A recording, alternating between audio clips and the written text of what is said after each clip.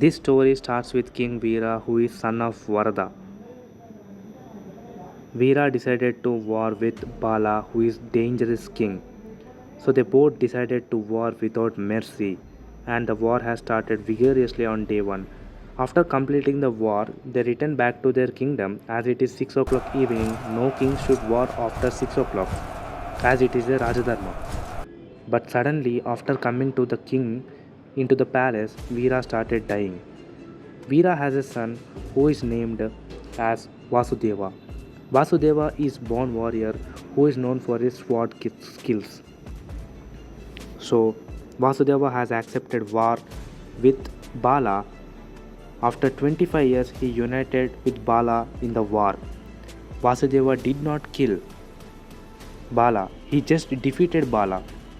This was not liked by his grandfather, so he decided to send him out of the kingdom. Varada, the old ruler, was angry. His grandson Vasudeva won the war but let his enemy Bala live. Varada thought Vasudeva was too weak to be king.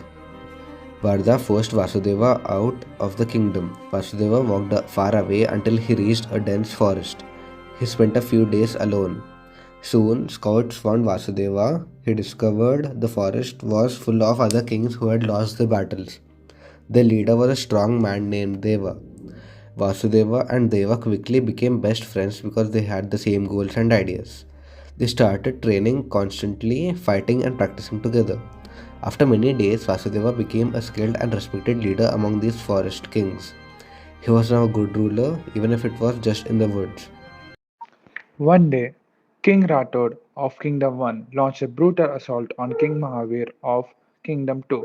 Armies clashed like thunder, steel met steel, and the forest caught in between them was reduced to ashes. Trees that had stood for centuries fell to flame. The forest part was the one heart that felt this destruction deeper than anyone.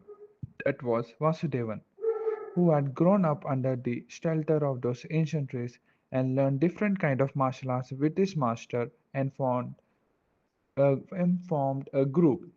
Witnessing the devastation, he stood silent at first, and then the silence turned to grief, and the grief to burning anger.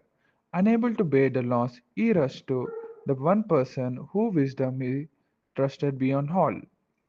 That was his grandfather. With trembling voice and fiery eyes, he told him everything: the battle, the flames, the forest reduced to ruin. His grandfather listened, not with shock, but with the calm of a man who has seen many wars. And then he spoke: "If a king destroys the land that belongs to all, then it is the land itself that must rise against him." Together, they traveled to King Mahavir of Kingdom 2, and then there they united by grief and a shared sense of justice. They formed an unlikely alliance. And so, with burning brighter than Rathod's flame, they declare war on Kingdom 1, not for the power, but for the land, for the future, and for the forest that had fallen. After the war began, chaos swallowed everything. The battlefield lay in the deserted wasteland beside the kingdoms and the fallen forest, a dry, empty stretch of land where nothing lived and nothing stood in the way of destruction. The armies clashed with full force. Blood stained the sand and the mud. Screams and the relentless clash of steel filled the air. The battle raged for many days without pause.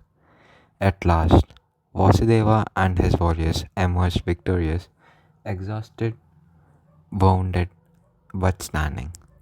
When the fighting ended, Vasudeva walked back alone through the devastated ruins, the place burned, shattered, and unrecognizable.